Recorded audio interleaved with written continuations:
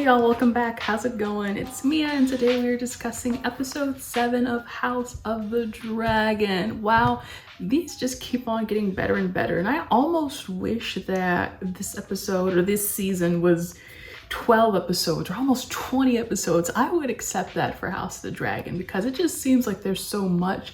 It seems like it could go on for so long, and the fact that, you know, it's going to be complete in like 3-ish more episodes, I'm like, no, I don't want it to go. But you know what? I'm just going to appreciate what we have now and just say this was another remarkable episode. I cannot lie. I'm really into House of the Dragon. I cannot believe it.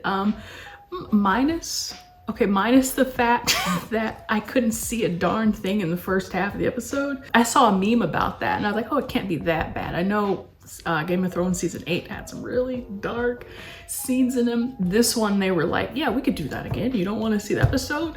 You got it. But what I really liked about this episode was the fact that it was kind of hinged on two big moments. The first in the beginning being Laena's funeral, R.I.P., so very sad, like legitimately.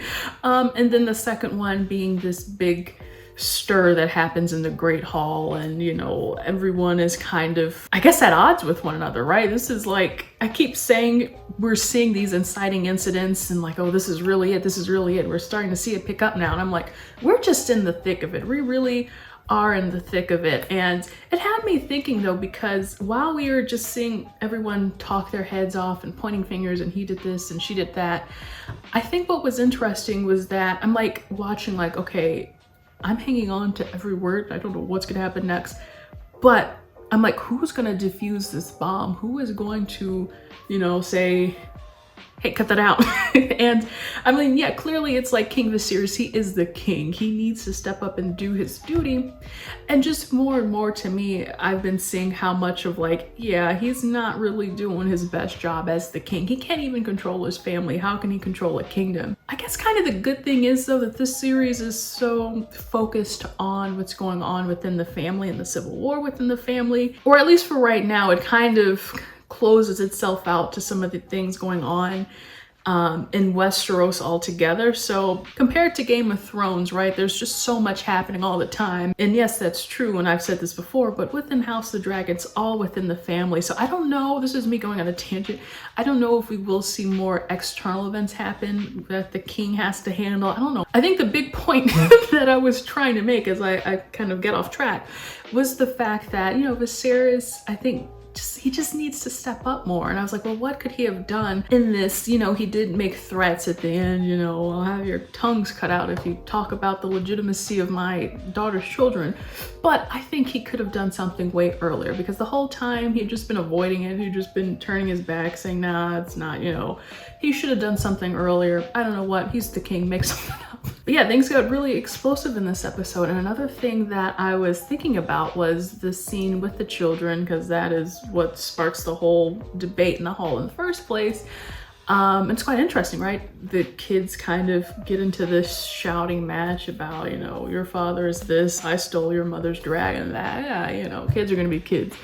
Except as I was watching the scene play out, I was like, would kids really be this dramatic and violent? And, you know, like, kids do get into arguments, they do have their disputes, but the fact that it escalated so very quickly, I was like, it was kind of taking me out, because they were acting very mature, like adults, and I'm like, maybe that's just the way it is in Westeros, I don't know. That kind of took me out of the scene a little bit, but at the same time, I kind of knew just from probably seeing a spoiler meme that Aemon was gonna lose his eye anyway, so I knew that that scene had to happen. I knew it was written in the history books.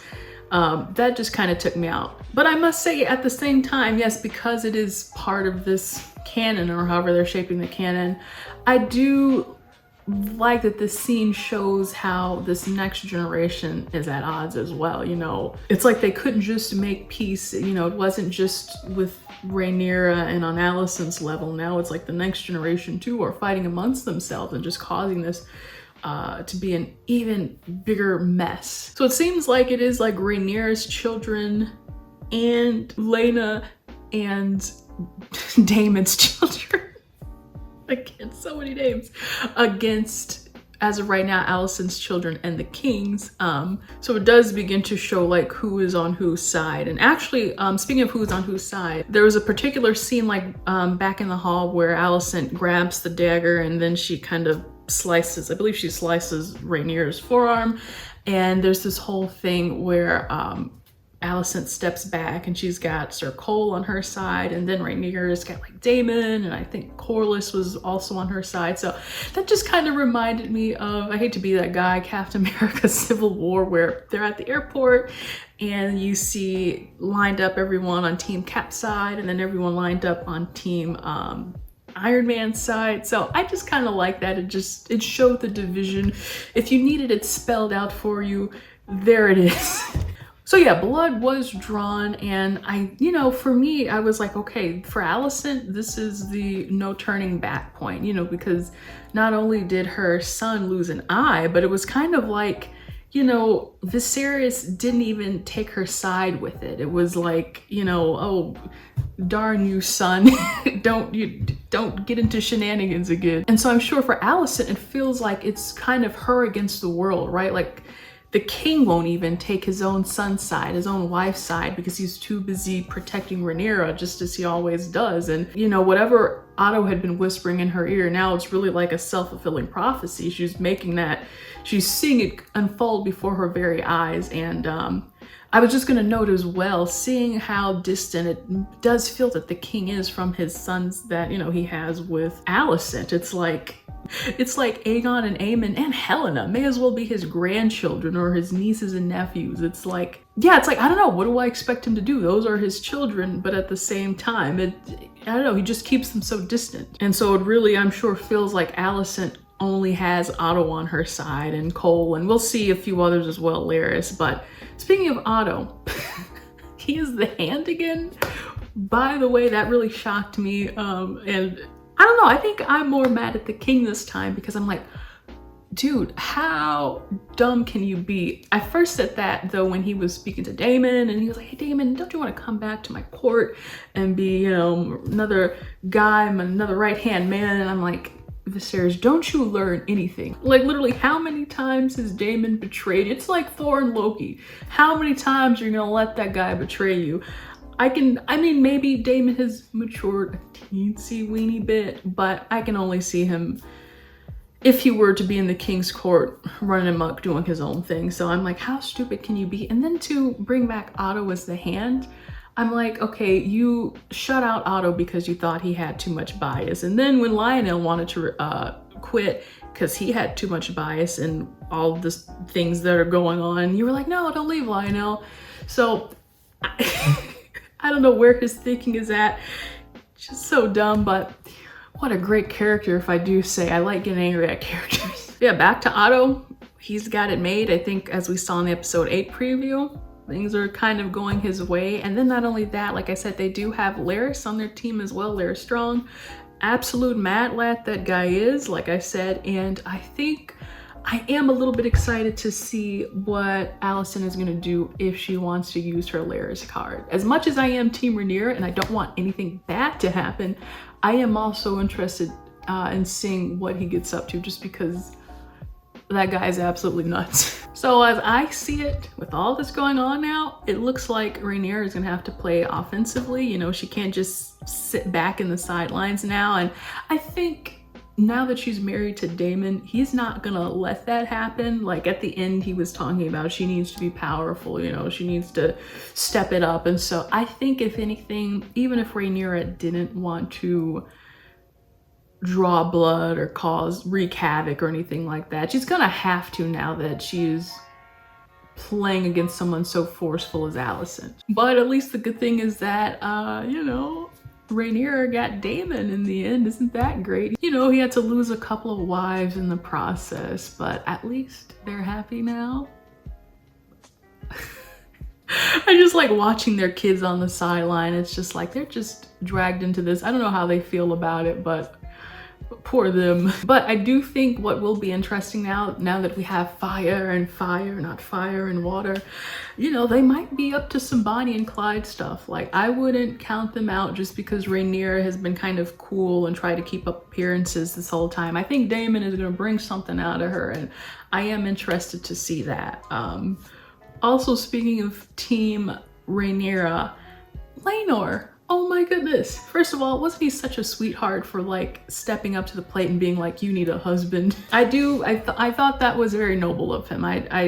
The whole way that their relationship has gone, I did not see that coming. So I thought that was really sweet. And then it was interesting as well to see Rhaenyra be like, I wish I did have kids by you. You know, the times that it could have happened, it just didn't. And I mean, yeah, if they did have kids together biologically, basically all of this mess, you know, would be gone. None of this would have happened. But that's not the way that it went. And, you know, Laenor, he had to go. He didn't die. I knew he wasn't gonna die, again, because of a Instagram meme. So I got a little bit of spoiler there. I knew whatever was gonna happen, he was gonna survive. But hey, it's good for him. He can go out into the open seas and be his own man now. So I don't know if this is the end of Laenor as we know it. I would like to see him again. He's pretty cool, but if he has to lay low, I understand. All of that, of course, leads us into episode 8. I did see the preview there, and it looks like, well, number one, Corlys and Rhaenys are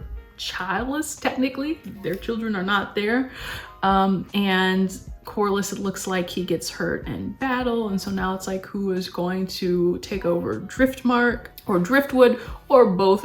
It's something is drifting here, and they're gonna need someone to step up to the plate. And if I remember, it's supposed to be, I believe Lucerys is the youngest. Rhaenyra's youngest child was supposed to get that throne, but Corlys suggested that it go to Lady Laena's eldest, just because biologically, no, Rhaenys suggested it because biologically that's, listen, it sounds like things are gonna be messy in episode 8 if they're trying to find a successor to take over that throne between now these cousins-ish / step siblings. So that will be interesting to see how that swings, or if they're gonna play that up really big. And then the big thing, I think, is the fact that it looks like the king is sick, so Otto is gonna be in place and he's gonna be taking over things. So it looks like Rhaenyra is not gonna be loving that. It looks like she's gonna go to King's Landing and have something to say about it. Unfortunately, if it is the law, I'm not sure what the laws are, but if it is the law for Otto as the hand to hold court in the king's place while he's still alive, then technically Rhaenyra doesn't have much of an argument. Otto is in the right. You know, you can't just be like, hey, I don't want this guy to be making decisions about the kingdom because I don't like him. He's the hand, so he's within his right. Except also Rhaenyra, you know, did some offensible, treasonable things herself. So it's like, well, you know, we're all one to talk. He cast the first stone without sin, you know, that old thing. Anyway, yeah, I'm excited to see how episode 8 goes. This has just been really, really awesome. Let me know what you guys thought in the comments about this episode. I'm excited to look at the comments, read them, check them out. And if you enjoyed this, be sure to leave a like, subscribe for more, and I will see you all in the next video. Bye.